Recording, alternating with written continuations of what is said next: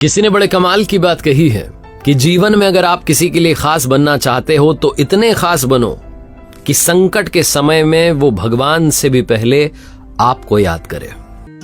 और ऐसी वीडियोस देखने के लिए सब्सक्राइब करें माय एफएम का यूट्यूब चैनल और दबाएं बेल आइकॉन। नमस्ते दोस्तों, मेरा नाम है आरजे कार्तिक। हाथी और कुत्ते की कभी बनती नहीं है, जन्मजात शत्रु होते हैं। जब भी हाथी बाजार में निकलता है कुत्ते भौंकना शुरू कर देते हैं। एक शाही हाथी के बारे में आपको बताता हूं। एक राजा का शाही हाथी था। बहुत शाही तरीके से उसे रखा गया था। बड़े से एरिया में उसके लिए रहने की व्यवस्था की गई थी, शेड लगाया गया था, छाया की गई थी, आराम से वो रहता था। उसके लिए महावत अपॉइंट किया गया था। उसके खान पान का ध्यान रखा जाता था, बढ़िया भोजन उसे कराया जाता था, अच्छे चावल खिलाए जाते थे।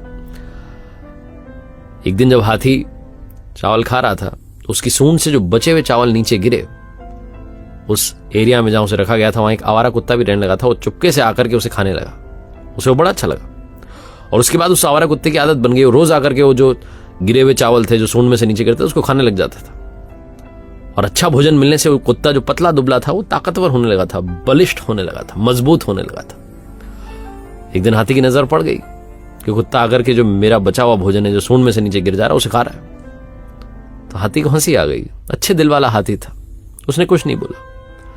2-3 दिन और उसने नोटिस किया और आखिरकार उसने इशारा कर दिया कुत्ते को कि अरे जो मेरा भोजन है उसी में से कर लो ना, बचा हुआ क्यों खा रहे हो। तो कुत्ता भी अब अच्छा जो भोजन था और अच्छे से करने लगा। वो बचा हुआ नहीं खा रहा था, अब जो आ रहा था उसमें से खा रहा था। धीरे धीरे दोनों की दोस्ती होने लगी। दोस्ती इतनी अच्छी हो गई कि सूंड में उठा करके कई बार हाथी उस कुत्ते को अपनी पीठ पर बैठा लेता था। दोनों हंसते खेलते जिंदगी में आगे बढ़ रहे थे।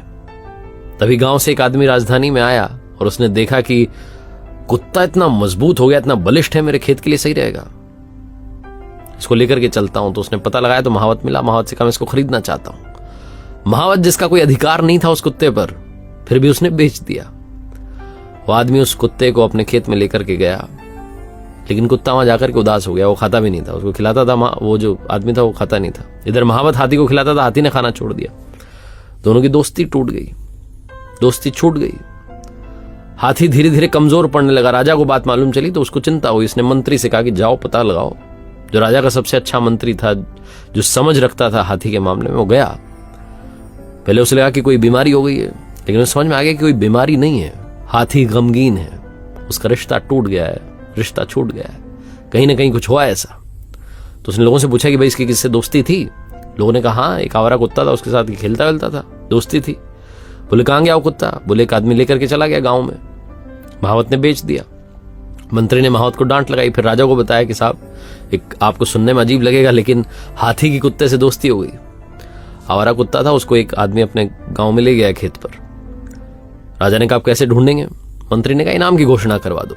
इनाम की घोषणा हुई। तुरंत उस गांव में उसको मालूम चली, बंदे को जो लेकर के गया था, उसने कहा कुत्ता वैसे भी काम तो आ नहीं रहा है, कमजोर पड़ता जा रहा है, इसको छोड़ के आता हूं। वो इनाम के लालच में पहुंच गया महल में।